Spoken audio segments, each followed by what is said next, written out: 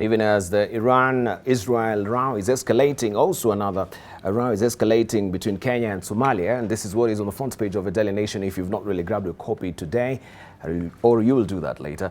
Mogadishu denies auctioning blocks in area claimed by both countries. And you have the gritty details of this also on page 2. I read a snippet of it, or an excerpt of that earlier. And we have that tucked on page 2. It says, we'll await decision. I'm trying to actually expand it so that you can actually read it clearly. We'll await decision of International Court of Justice on disputed maritime areas before we put our blocks for sale, Minister says in a diplomatic note. And this story, as I've mentioned, you have it on page 2 of the Daily Nation this morning. We just want to hear from our panelists briefly on this. Of course, we've had also different opinions as far as also social media was concerned, that after all, we've been very resilient with Somalia. We've accommodated them, and yet this is a slap on our faces as far as our territorial integrity is concerned. We want to hear from our panelists this morning as I'll introduce them. We have with us Richard Onyonka, who is a member of parliament from Kitutu Chacha South. Also, we do have with us this morning Dr. Shem Ochodo, who is the chair of Kenya Global Alliance, Kenya Global Diaspora Alliance. Also, we do have with us Alice Wahome, she's a member of parliament from Kandara, and also Samuel Pogisio, who is the senator from West Pokot. And joining us as well, walking into the studio, he's late. This is Kabando Akabando. He slept through the alarm. He's a former member of parliament, and he's going also to be talking to us about this particular row as well. So good morning, gentlemen. And lady. And lady, yes. Good morning. I am overwhelmed to sit next to you. Okay, let's just begin with Alice. I'm waiting for Kabano to settle, so we are still on air. I'm dressing him up. Let's just begin with Dr. Shem Ochodo on this. And Alice, what is your comment when you look at this front page of the Daily Nation this morning? Alice or Shem? Shem. Debarl, I think the case of Kenya and Somalia was a diplomatic goof, if you ask me to summarize it in 2 words. Goof both in the Kenyan case as well as Somalia. On the one hand, if it's true, because currently there are a number of issues that are not very clear. They're like gray areas because they are being denied. But if it's true that Somalia, the Republic of Somalia, went ahead to negotiate about assets that are still disputed and being a subject matter in court, certainly that's wrong. And particularly given the relationship that Kenya has enjoyed with Somalia and the sacrifices particularly that we have made, but also the cultural ties that Kenya and Somalia have. On the one hand, I think it would be a wake-up call that, look, neighbors will not always be best friends. So that's something to note. Both sides, Somalia and Kenya, we remain sovereign states. But also, on the other, the import of resolving boundary issues. Actually, now it's Kenya, Somalia. But there are other boundary issues that still need to be resolved, and the sooner they are resolved and rested, the better. But in this particular case, Somalia is saying what they're being accused of wasn't quite true. We hope it's not true. But then again, Ministry of Foreign Affairs, Kenya, issued what in my view was a very harsh letter for whatever reason. The PS is attempting to tone it down. But yes, you don't use such strong words. The diplomats would know better than I do on a neighbor sovereign state. But again, he went further to clarify. Though it's a thin line when you say that we sent the ambassador to go and consult and we sent away the ambassador. It's semantics really for me. But again, what right do you have to tell an ambassador of another sovereign state to go back? We had every right to recall our ambassador to come and explain things to us. So as it were now, we are happy that the two countries seem to have said, no, it's the media that social media upping this issue. But of course, enemies, and we know Kenya and Somalia have many common enemies, could take advantage of this to put a rift between us. Mm-hmm. So the sooner this issue is captured and arrested and sorted out, let's the court process take its course. All right, Alice. I think the split has become a public issue. It's already in public, meaning that the diplomatic relations may have been bad even before what now came out this week, this last week. But you know, the history of our country is that Kenya has been very peaceful, has accommodated a lot of maybe even bad treatment from its neighbors. You remember the case of Tanzania, the case of Uganda and Migingo. Tanzania was killing our animals and things like that. And of course, you know, we have hosted most of these countries within our boundaries. But when it comes to exchanges, I think, of course, there is the acceptable language, like we say that is not parliamentary language.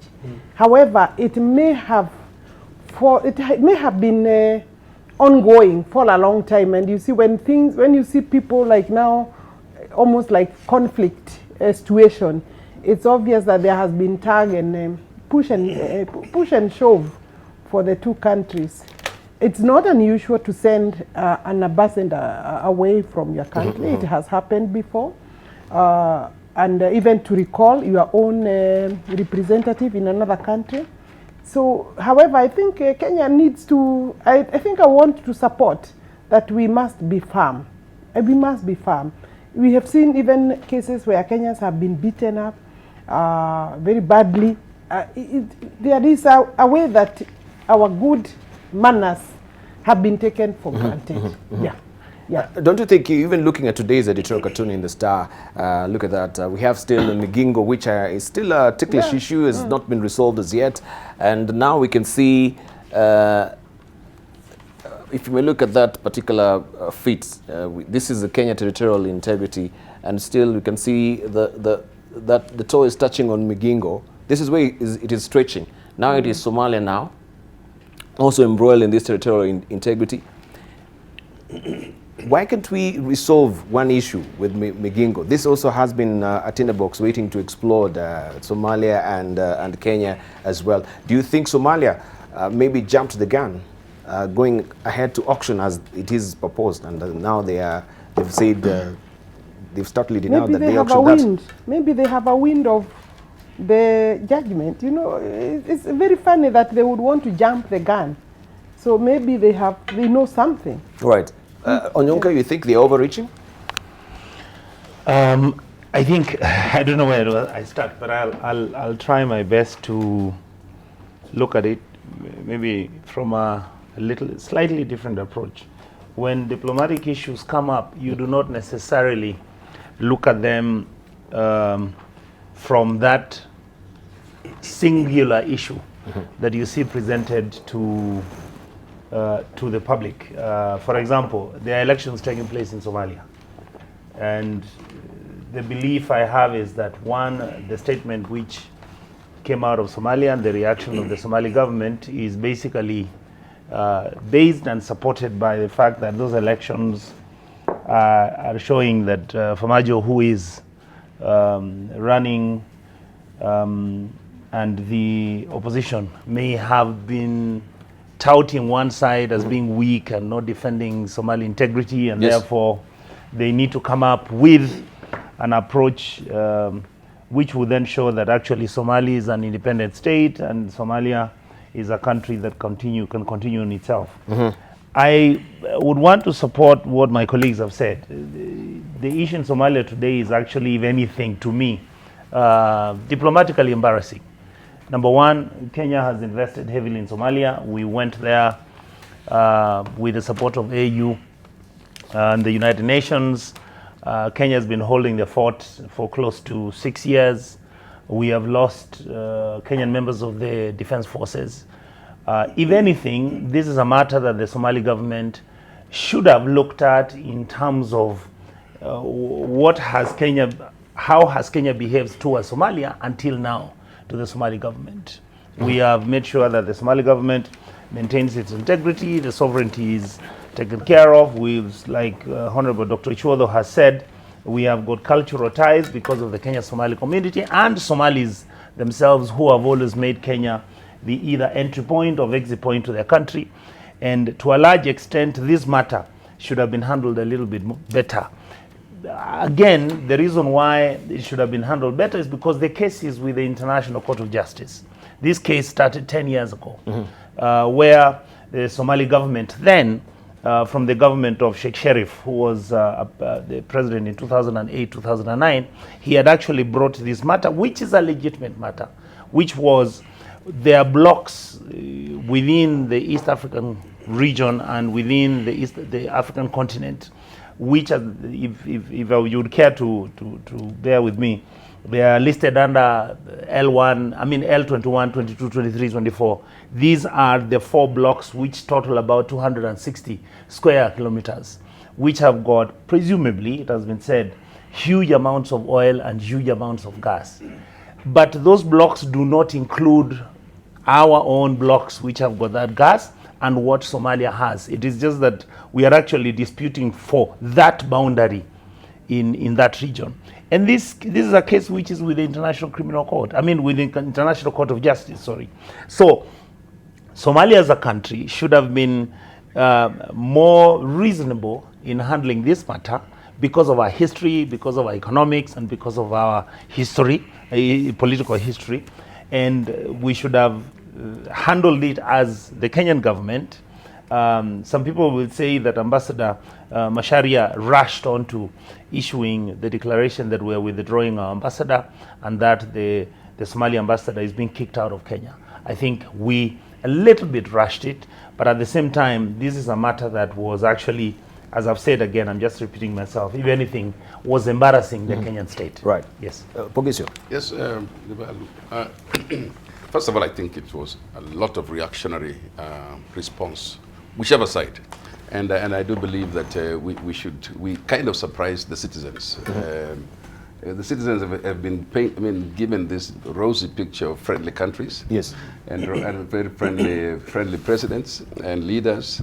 And I think we've enjoyed the peace dividend that existed. And I think that's more important than whether oil belongs to us or not. I mean, economically it will. But really, what's more important is to make sure that we maintain the peace that exists between us and Somalia.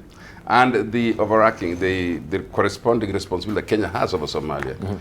And I do believe that diplomatically, everyone, of course, would be surprised what would have happened, so that you've taken the ultimate decision, yes, which means things have been bad. You know, for you to remove to send somebody out means things have been bad, and yet we didn't know, as citizens. We have enjoyed this amicable relationship that we have, very amiable, that we've had with Somalia. And so I do want to say that when we look at all these things diplomatically, let's look at the peace dividend, the advantage that Kenya will have by maintaining a close, good relations with Somalia, and the fact that we need Somalia to come out of the woods.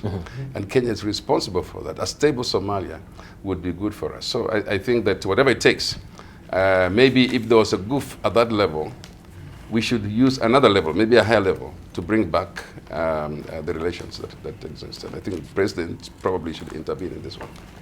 All right. Kabano, good morning. Good morning. Welcome. Asante. Yes. On the Kenya-Somalia route, that is what we're discussing. Yes, I think the colleagues have spoken very well about it. And needless to say, nations relate mostly on commerce, trade, immigration, and security. I think those are the main 4 areas of interaction between states. And when they neighbor each other, there will always be an overlap of an interest and likely conflict all over the world. Even the most advanced nations, the old states, have had their own periodic attestations because of the interests of each of the sovereign. And therefore, for us to have an issue with Somalia today and tomorrow is very normal. And given its strategic positioning globally, what has been happening in Somalia, it still has its own challenges in terms of national leadership. Kenya has been very pivotal in facilitating stabilization of Somalia, and their strip is very significantly touching on this region, and therefore there will be questions on immigration, on trade, and even countries that have historically been deemed to be very friendly and very close, like Uganda and Rwanda. You have heard what His Excellency Kagame has said about what has been the issues between Rwanda and Uganda. Yet their historic ties with Museveni have been known to be strong. So, given the abilities that we have seen in the docket of foreign affairs under the CS and the PS, and also the increasingly influential position of our president, not just in the region but in the continent, I think this is not too huge a problem to be resolved. Yeah.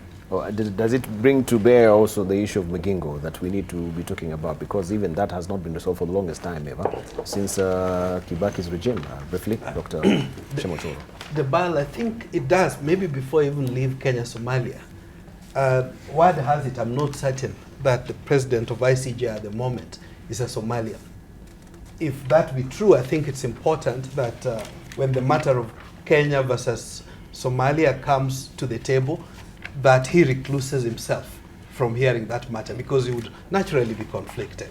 So if it's true that that's the case, that when the time comes, he wouldn't be an appropriate person to preside over that bench.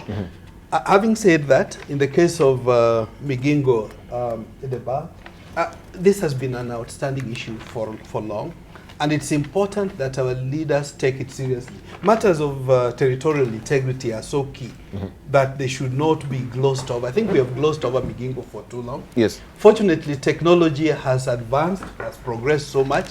Even the practice of law itself has progressed. I think the sooner that we find friendly resolutions of these issues between countries, the better, so that we lay issues of border disputes to rest once for all. For future generations, we shouldn't be talking about them time and again. So my plea is, and it's better we deal with them when the sailing is still calm. At times like now, when there is no war, I would want to believe that is incumbent upon our leaders. And I say this aware that in December I was lucky to be elected into the AU ECOSOC, representing Eastern Africa. ECOSOC, that's the Economic, Cultural, Social Council. Yes. At the AU level, has got 10 sectors. One of them looks at peace and security. A major element of that committee or council is to look at issues. Do we find brotherly, friendly resolutions to this matter? Because one thing that one is not going to take away from Kenya very soon is that we're already sitting very well in terms of moving the continent, the region, and by extension, the continent forward. We could be the big brother if we play smart.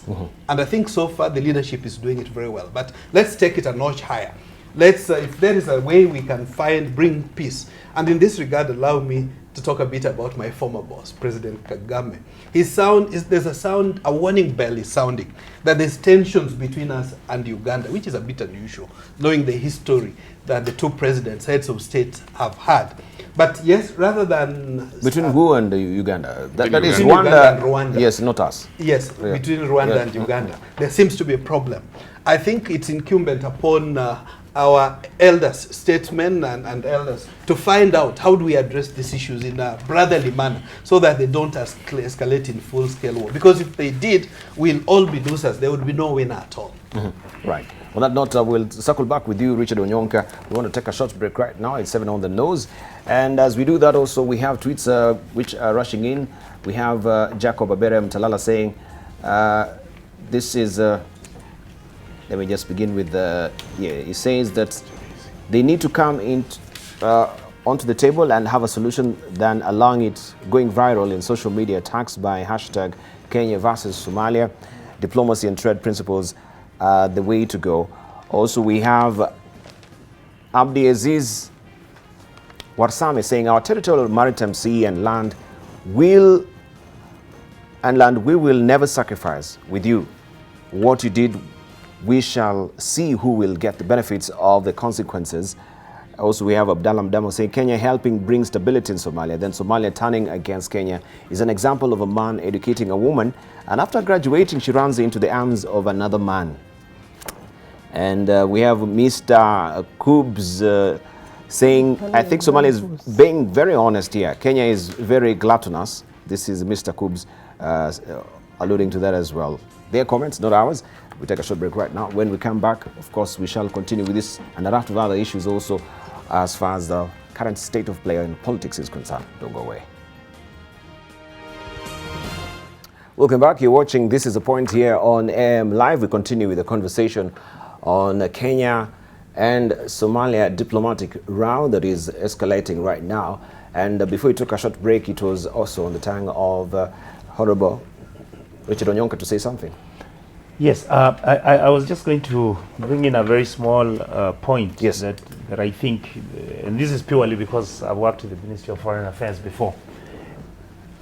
I think the ministry must have a deliberate strategic plan on its work plan in terms of looking at the outstanding issues when it comes to territory issues in Kenya. Remember, we have a problem with the Elemi Triangle in northwestern Kenya with South Sudan.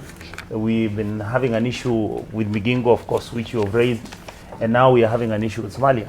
I think the president needs to look at these matters with the agency and assign individuals within the Ministry of Foreign Affairs and indeed engage Parliament so that we can then fast track issues on this matter, even though the issues with Somalia right now, of course, are with the International Court of Justice, and that will take its own time and will be able to be sorted out one way or the other.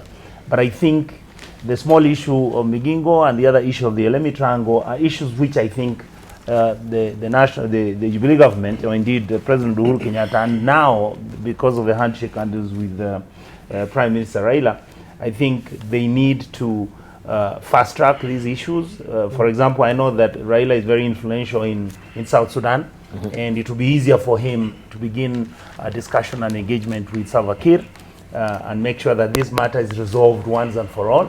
And I believe the president has good relations with President Museveni, and he should be able to sort that out. I don't think we can leave these disputes hanging in the air and hope that somehow some solutions are going to come in. Lastly, I would like to say that the AU, the Peace and Security Council, which exists within the AU, has not had much success in its resolving of disputes and issues. That's why you see, for example, Kagame is talking about the disagreements that are existing between Kagame, Uganda, and South Africa. There must be a deliberate attempt by African leadership to look for solutions which affect Africans. And I think now, if anything, is the time when that needs to be done. All right. Yes, just to say that any conflict costs Kenya. In this case, Kenya is the net loser in any of these conflicts. And so we should always be proactive in dealing with some of these conflicts, which are pending. In fact, you see, if you think of the case where we should be proactive, because we know all of them. Through the Ministry of Foreign Affairs, we know each conflict. We know what's going to cost us. It's going to be Kenya. Kenya stands to lose if we don't resolve them. And again, the other thing is that, when you are the country under the rule of law, you really wish that your neighbors were also under the rule of law, so that the law then applies equally. And so you would want to strengthen the rule of law in this country so that everybody believes, accepts the decisions of the rule of law, including the International Courts of Justice. But my opinion is even the local conflicts, Rival, and my interest is in the Pokot, Turkana, Pokot, is costing us. Look at the simple conflict of Kainuk. Now you can't move your oil. Now it's costing us because we wait until something happens. We wait until something big happens, and then we react. It becomes a security issue. But we knew these problems. Those problems are not going away. And so anything that we know is coming to cost us, let us begin to address it. Let's be proactive. And I would say, hearing this from colleagues here, that maybe there's a need to extend to expertise, to ask for expertise if we don't have the expertise from the private sector. Right. on how to resolve some of these conflicts. I think government sometimes thinks they have everything. But I think that getting now to the extent that we need help, let's accept that we need help and just say, please, who has the expertise, and come and resolve some of these problems. All right. So maybe as we're winding up on it, should this escalate, what does it really portend on our relations with Somalia and also on our troops way back in Somalia? Because earlier on we saw, I think it was a fake news and was it, a letter from the ministry or the foreign ministry of Somalia, and what it really showcased is really appalling in terms of diplomatic relations between Kenya and Somalia. What does it portend then if it escalates or gravitates to another level where we are reaching a point now we have to withdraw troops in Somalia?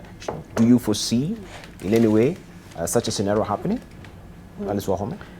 I think that I would say that our presence in Somalia has settled many security questions in the region. And therefore, and that's why I think one of my colleagues is saying that Kenya is a very strategic partner in the operations in Somalia. But you know, the question of us and Somalia in terms of the troops there, it's now an AMISOM team. It's not a Kenyan security army situation alone. It's an AMISOM team put together, and United Nations Security Council is part of that arrangement. The AU is part of that arrangement, and therefore I would not see, obviously a country is at liberty to actually not participate. And you know, Kenya has basically suffered a lot because of our presence in Somalia, but I don't believe that withdrawal would actually help. So because it's not a matter of Kenya alone, it's the Somalia situation affects literally the entire world, and therefore we cannot pick this as a singular issue to say that now, because I could see some of the media, social media now calling for withdrawal. I think Kenyans must understand that we are not there as Kenya alone.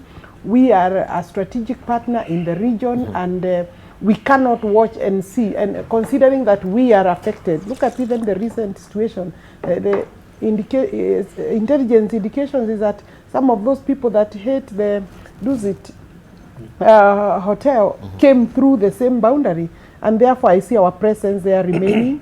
But as my colleagues have said, let's say that Kenyan must handle all these issues, you know, with a plan to resolve within agreed time or planned time, so that we at least settle them one by one. And yeah, we can't be reactionary. You know, if then Mijingo, the Ugandan soldiers arrest our people, then it becomes a question. No, we have to, and in fact the public needs to be briefed regularly. Like this case we say that it was like a surprise, like an ambush.